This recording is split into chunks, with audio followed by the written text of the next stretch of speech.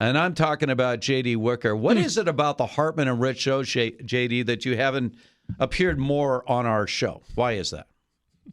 The only thing, well, one, good morning, and appreciate the opportunity to be on. And I can only imagine it's because you guys don't invite me enough. I'm not sure. I don't know. Standing invitation, and we understand, look, a lot of people want to keep a wide berth when it comes to Steve Hartman. We understand. No. JD and I he has an open line. He texts me all the time, when I'm doing something wrong or even doing something right once in a while.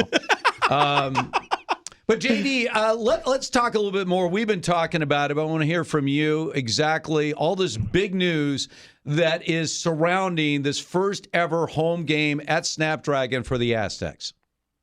Yeah, I mean, we are obviously we're fired up to open Snapdragon Stadium on September 3rd, and I probably started lobbying, a year or so ago with the conference office and with CBS that, a game like this, Arizona, Pac-12 opponent, opening the best stadium in the country, that we had to have it on Big CBS, and we were able to get it done. So I am excited that we're in the most coveted time slot for a college football game on any given Saturday, and that's 3:30 Eastern, 12:30 Pacific on Big CBS, and we're gonna open Snapdragon Stadium in style. It's perfect. It really is. It's perfect. I couldn't picture a better time slot, better scenario for the football team. They deserve it. I mean, how excited is Brady Hoke? Because I've talked to him in the past about this very thing. He wants afternoon football. So what is the level of excitement from your head coach over there with the Aztecs football team? Brady is definitely very fired up about a 12:30 kick. That is for sure. And I mean, again, it's that opportunity to showcase a program that's one of the most successful programs in the country as you look at what we've done over the last 12 years. And we get to showcase it on CBS against, an opponent that we're excited to see. We saw them last year. We know how that went. But it's a new year. But it's going to be great for our fan base to show the rest of the country what Aztec football is about. Really quick, I'm sure you saw the Jimbo Fisher, Nick Saban back and forth. Is there a head coach in college football you want Brady Hoke to start a fight with so that we could get a little more publicity around the program? I'm pretty good with how we're generating publicity right now. That was, I hope SNL does a skit on Jimbo and Nick. I think they could have a lot of fun with that. Now, there's a thing called SEC Shorts. If you Google that on YouTube, they had a great takeoff on Nick and Jimbo's little fight they've got going on. All right, I got to throw something out at you because we have been talking about, California really sort of set the bar in terms of this name, image, likeness, and now all the other states pretty much had to follow suit or fall behind. But a bill was thrown up with a recommendation committee that actually was shot down. I don't know if it's going to be revived, about some kind of revenue sharing with the revenue sharing sports. I mean, when we're looking over the overall health of athletic departments, even in those sports that are non-revenue generating sports, are we really in a volatile time right now, JD? Is there some uncertainty when we look at the overall picture of where we're going with our athletic departments at universities across the country? Yeah, I think the big thing is obviously we want to continue to find ways to, benefit the student athletes more than we already do. I mean, it's, if you look at your head count sports, your football, your men's basketball, women's basketball, those kids are on full scholarship, full room and board, cost of attendance. Now you have Austin monies available. So, it's how do we continue to benefit the student athlete and find ways to make their experience better. I think the bill, SB 1401, that was in the California legislature, that was a major problem because that was going to be revenue sharing by sport. So your football program, would have revenue shared, the most by far. Men's basketball would have been second. And then the rest of the sports would have had very little, if no, revenue sharing. And as you start taking a look at how do I pay for that revenue sharing, well, that's going to negatively impact your Olympic sports. It's a Title IX issue. This is Ramogi Huma, the former football player at UCLA, who's driving all of this.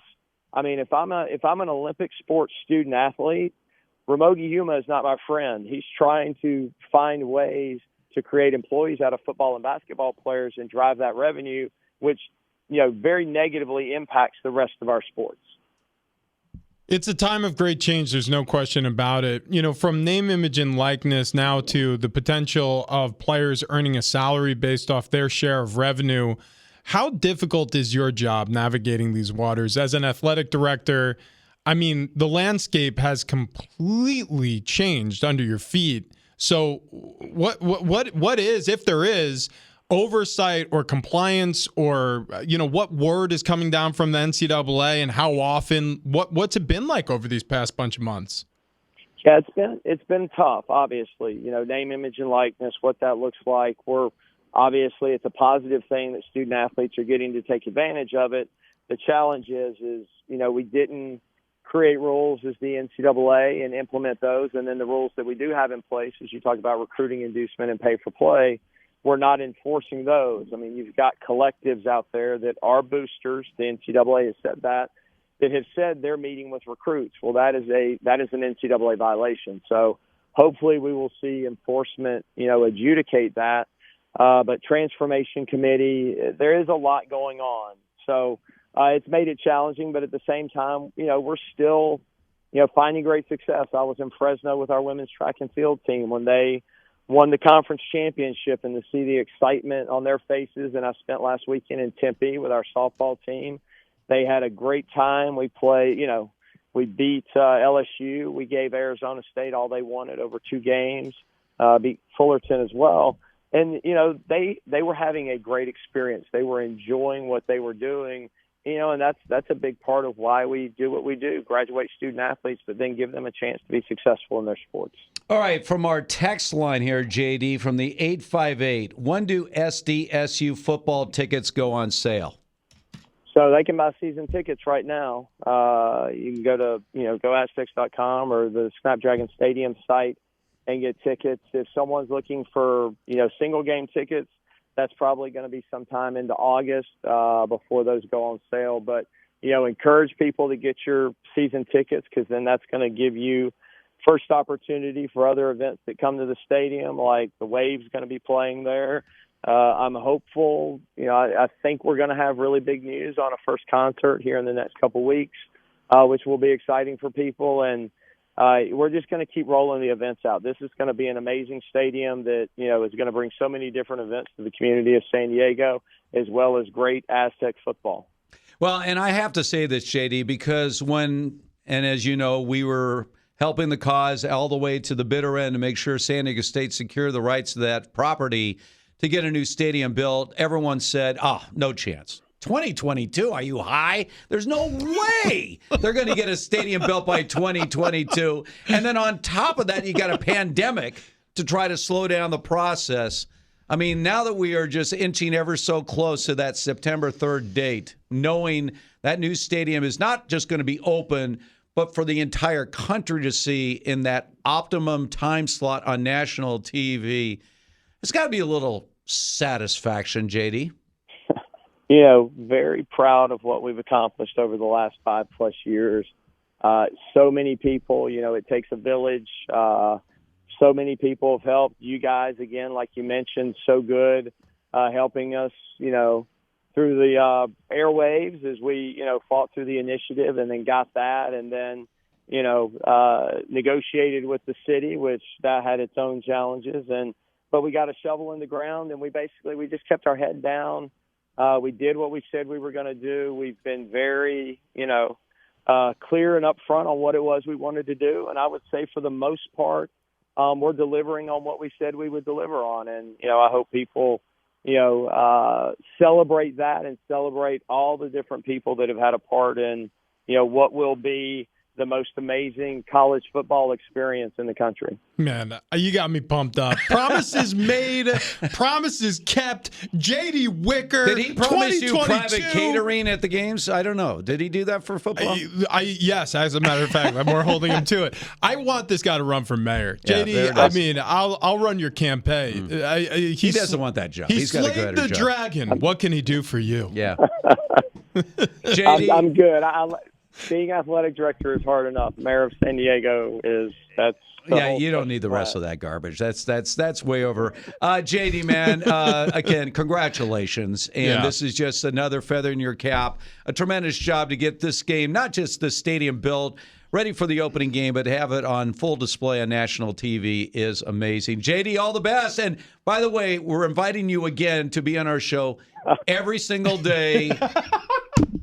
Well, I'm covering a little bit over, but every day, it's the open invite, JD. Anytime you want.